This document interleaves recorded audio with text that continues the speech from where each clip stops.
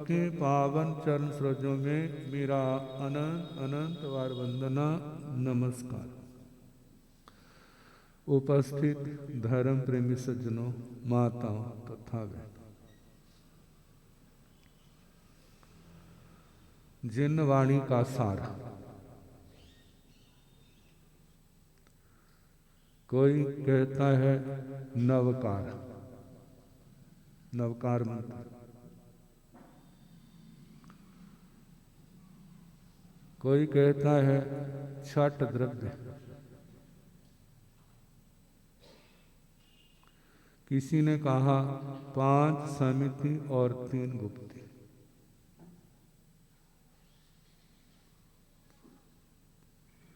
किसी ने कहा 9 तत्व।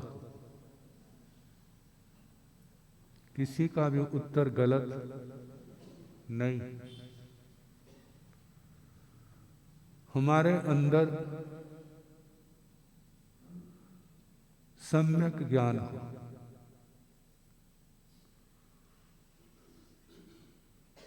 यथार्थ तत्व ज्ञान,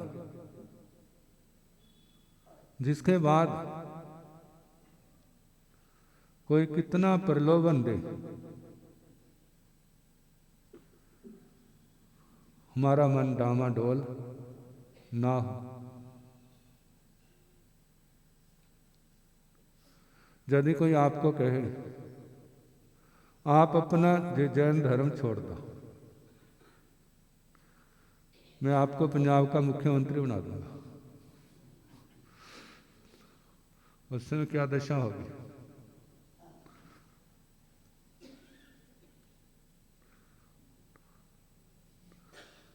कोई आपको कहे अपना धर्म छोड़ दो,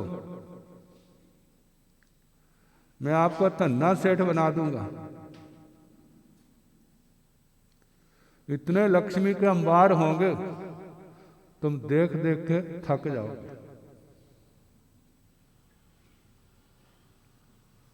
अब 2 ही काम हो सकते हैं, या तो दृढ़ रहेगा या डामाडोल हो जाएगा। कई प्रसंग आ जाते हैं ना, एक छोटा सा बच्चा, भाई तेरे गुरु कौन है? कहते वो है। देख, जे तू मेरे को गुरु बनाएगा ना, मैं तेरे को जे दूंगा।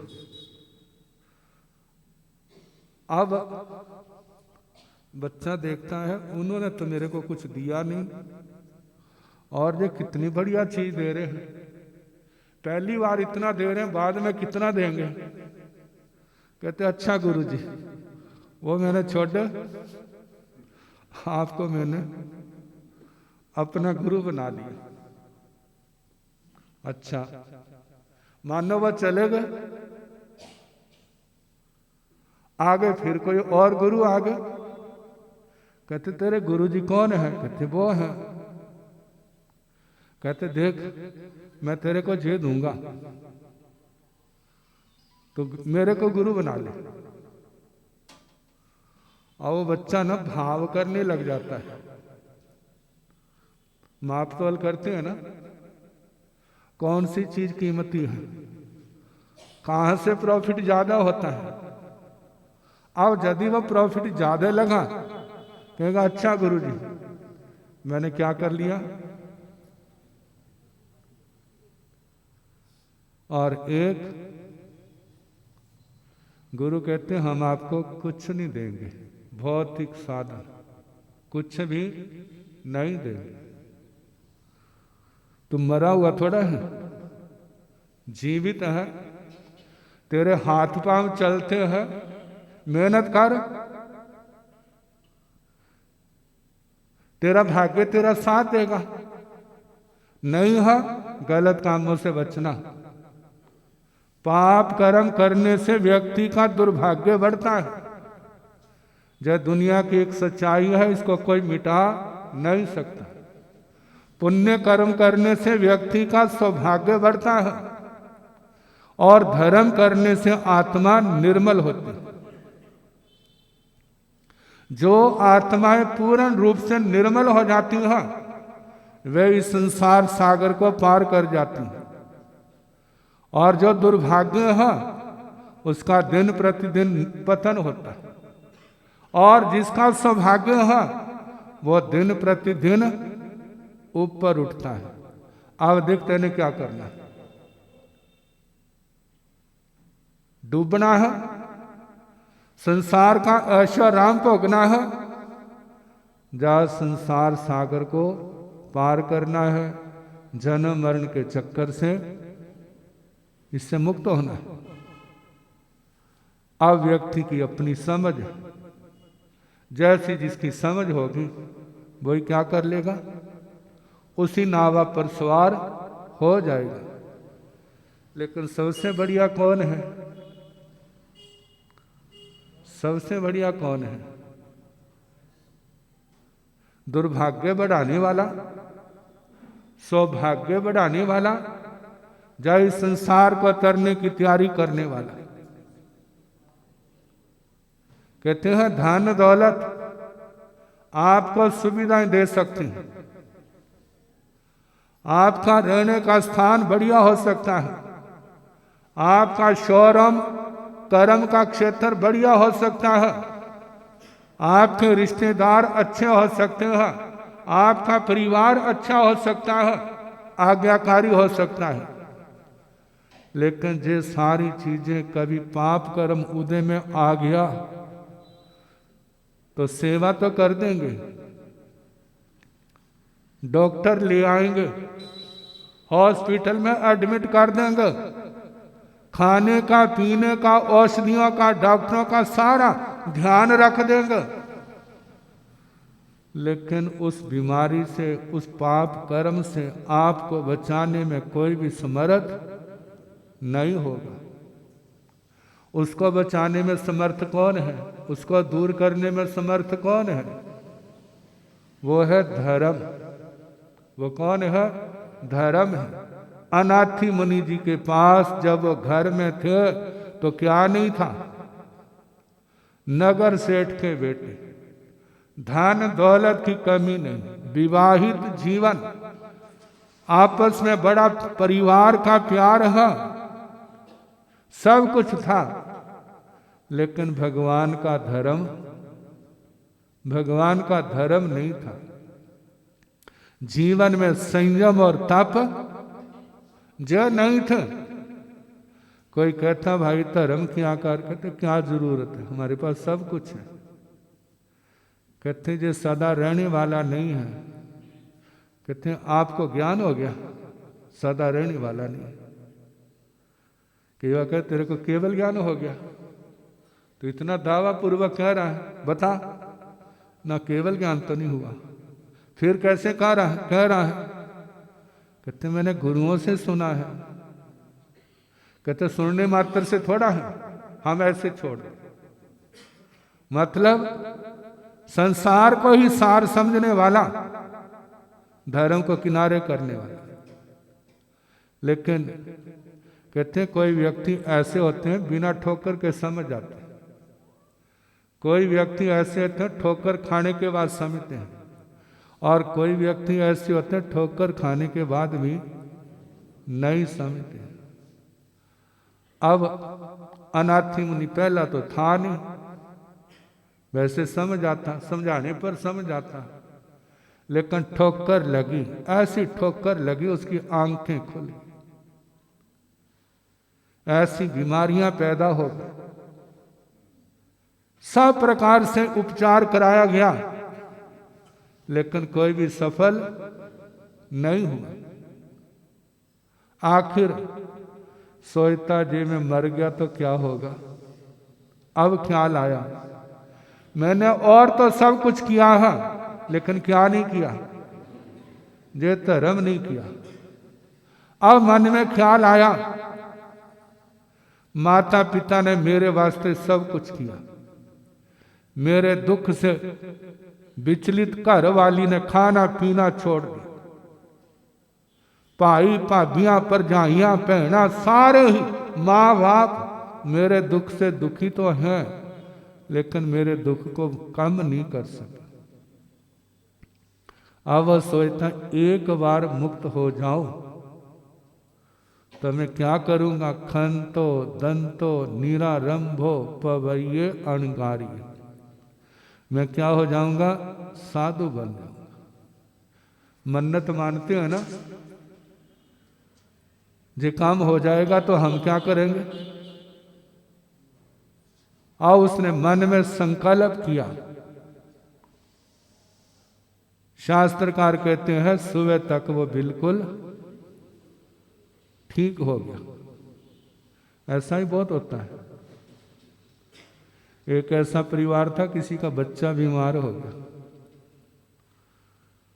ठीक नहीं हो रहा था, तो गणी जी महाराज, परम पूज्य श्री उदयचंद जी महाराज, उनके भगत थे, आए, कहने लगे महाराज इसको ठीक कर दो, हम इसको साधु बना देंगे। क्या कर देंगे, आप कृपा करो, हम इसको दीक्षा दिला देंगे। कहते भाई वो तो समय आएगा तब देखेंगे, कोई बात नहीं। तो उस बच्चे की माँ, सर्दियों का समय था ना, खंखार बलगम के लिए प्याली में राख रखी थी। उनकी राख ले ली उसमें से, और बच्चे के पेट पर, शरीर पर सारे लगा दी, और बच्चा क्या हो गया, ठीक हो गया। जब बच्चा ठीक हो गया, अब हौल पड़ने लग पड़े।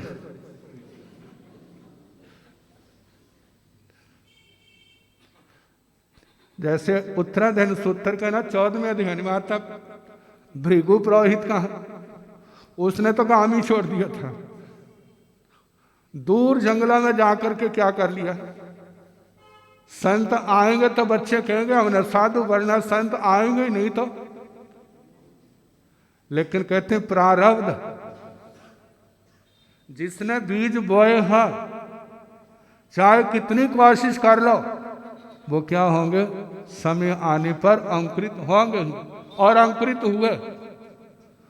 और बेचारे माँ बाप रोते रह गए। कहते हैं बच्चे जा रहे तो हम भी क्या करें, सारा ही परिवार क्या हो गया, दीक्षित हो गया। आओ बच्चा भी तैयार है, मैंने भी क्या करनी है, दीक्षा लेनी है। लेकिन कुछ हो रहा है, किसको बोला, माँ बाप को। तो एक दिन गुरु जी के पास आए, कहने लगे महाराज बच्चा भी तैयार है, तुसी भी तैयार हो, लेकिन हम तैयार नहीं। बस आपने कृपा करनी है। क्या, बच्चा कहेगा ना मेरे को दीक्षा दो, तो आपने कहना नहीं देनी। बच्चे पर तो जोर नहीं चलता, लेकिन गुरु के ऊपर जोर चलता है। बस आप ये कृपा करो। अच्छा भाई, वो मांगेगा भी ना तो नहीं देंगे। ज्ञानी थे, वह जानते थे। भावावेश में लिया गया निर्णय, और जहां पर संयम है, जे भावावेश से काम नहीं चलता, क्योंकि भावों का आवेश स्थायी नहीं होता। अंतःकरण से जो आवाज उठी होती है वो संभव है, लेकिन वातावरण देख करके, कथा में तो सुनते सुनते सारे कहें कितना अच्छा हो, हम भी साधु बन जाते। कितने लोग होते हैं ना, जिस समय घर में घर वाले खूब तुम मैं अच्छी तरह हो जाती है, फिर दोनों एक और बैठ के सोए तो कितना अच्छा होता। गुरियां भी कहती थी तो दीक्षा ले ले, मैं ही नहीं मानी। भाई कहता, गुरु कहते तू दीक्षा ले ले, कहते मैं ही नहीं माना। कितना अच्छा होता, जो रोज रोज की किचकिच क्या होती, इससे छुटकारा होता है। कहते जी विराग कौन सा, विराग आया ना, ये कौन सा है, दुख गर्भित, ज्ञान गर्भित नहीं है। आज दुख है ना, मानो अब तो अच्छी तरह लड़ाई है, तो कहते हम साधु बन जाएंगे। मानो घंटे 2 घंटे बाद घर वाली ठंडी पड़ गई और घर वाले के पैरों पर मत्था टेक के, पति देव मेरे को माफ करना, मैं आपकी हर आज्ञा मानूंगी, मेरे से गलती होगी। अब जो मानो किसी के आगे उसने बात निकाल दी है, मैंने साधु बनना है, और वो कहने आ गया चल भाई दोनों दीक्षा लेते हैं। कहते सोचूंगा। मतलब इतनी जल्दी बदल गया। और घर वाली, मानो घर वाली भी खपी पड़ी है, मैं तो सती बनूंगी, साधुयां आई हुई, और घर वाले ने आंखों में आंसू, भगवान क्यों मझधार में छोड़ के जा रही है, तेरा घर, मैं तेरा, बच्चे तेरे, सब कुछ तेरा है, फिर नखरे किस बात के हैं। और जिस समय देखा घर वाला तो ऐसे जब पिग्गी बिल्ली बिल्ली होती है ना, कहते अब तो ठीक है, पता नहीं गुरनिया कैसी मिलेंगी। अच्छा जी, क्या हो गया? उसका भी विराग, विराग उतर गया। ऐसा विराग तो पता नहीं कितनी बार आता होगा, लेकिन मजीठिया विराग ये तो किसी किसी को आता है। अब अनाथी मुनि क्या हो गए? जाग ठीक हो गए। अगले दिन माँ बाप से पूछ करके उन्होंने क्या कर लिया? संयम ले लिया। देखो साधु जीवन में कितना बड़ा काम किया, अपना कल्याण तो किया और ऐसे व्यक्ति को प्रतिबोध दिया जो जैन धर्म का एक मजबूत थंबा बना। आप देखो वो स्वयं दीक्षा नहीं ले सका, परिवार के कितने लोगों ने दीक्षा ली, सबका तो नहीं ना आता। ये देखो 23 रानियां तो अंतकृत केवली बनी, कितने उनके बेटे 5 69 विमानों में गए। कैसे वह परिवार इस शासन के प्रति समर्पित था। तो इस रास्ते पर लाने वाले कौन थे? श्री अनाथी मुनि जी। तो कहा ये सब किसके ऊपर निर्भर है? शास्त्रों की वाणी सुनना। कहते महाराज ऐसी मजबूती कैसे आती है? अभ्यास से। किससे आती है? अभ्यास से। जानते हैं जो नियमित जिम में जाते हैं, जहाँ योगा करते हैं, उनका शरीर कैसा होता है। और जो कहते हैं मतीरे की तरह पड़े रहते हैं, उनकी क्या दशा होती है? बस दूसरा मतीरा बन जाते हैं। तो ऐसे ही धर्म आराधना जो निरंतर करते हैं, नियमित करते हैं, तो उनका भी तो आत्मबल बढ़ता है, अभ्यास बढ़ता है, समझ बढ़ती है और उसके कारण परिपक्वता आती है। कितने प्रलोभन क्यों ना आ जाए,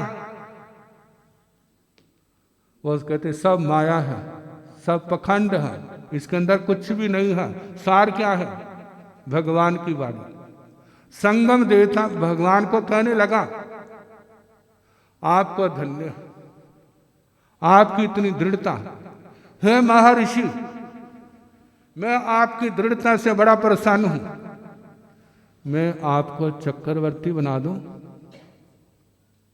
क्योंकि दुनिया में साधना किसके वास्ते करते हैं? महाभारत में आता है द्रौपदी जब उनके भोलेनाथ जी सामने हुए ना, कहते मेरे को वर दो, पति चाहिए। वो भोलेनाथ चुप रहे। एक बार का, दूसरी बार का पति चाहिए, तीसरी बार कहा पति चाहिए, चौथी बार, पंचवी बार कहा। जब पंचवी बार कहा कहते ले तेरे को 5 पति दिए। जो लौकिक महाभारत की कथा है, हमारी महाभारत की कथा नहीं है। हमारे तो निदान का आता, निदान किया था। कहते ले तेरे को 5 दिए। कहते मैंने तो 1 मांगा है। कहते मेरा वचन खाली थोड़ा जाएगा, अब तो 5 ही मिलेंगे। और क्या हुए? 5 ही मिले। लेकिन ये शांति का रास्ता नहीं है। 5 पति थे फिर भी कैसे सारी उम्र कहाँ गई? दुखों में गई। आप सोचो वाला जंगल जंगल में भटकना पड़ा, युद्ध हुआ, 5 बेटे मारे गए। जिसके बेटे सारे मर गए हैं, उस माँ की क्या दशा होगी भला? वह जीने को जी रही है, समय निकाल रही है, लेकिन अंदर कितना दुख है। तो कहा जो तेरे आपको चक्रवर्ती बना देता हूं, कहा तो जीवित आपको देवलोक में ले जाता हूं। भगवान से क्या आवाज निकली? सब माया है, सब पखंड है। मुझे चक्रवर्ती पना नहीं चाहिए, मुझे देवलोकों का इंद्र पना भी नहीं चाहिए। ये तुम्हारे बस की बात नहीं है। मेरे पास जो कुछ था मैंने तो सब कुछ छोड़ दिया। किसके वास्ते? कर्मों के बंधन तोड़ने, इस तरना है और औरों को रास्ता दिखाना है। भगवान ऐसी दृढ़ता, कामदेव, अरहनक श्रावक, कितने उपसर्ग, धन्य है वो आत्मा। ऐसी दृढ़ता हमारे अंदर भी आए। कहेंगे आपके अंदर ही आए, नहीं तुम्हारे अंदर भी आए। कैसे भी प्रलोभन क्यों ना हो, हम धर्म के मार्ग से, इस मोक्ष के मार्ग से जरा भी इधर उधर ना हो। समय काफी हो गया, बाकी कल देखेंगे।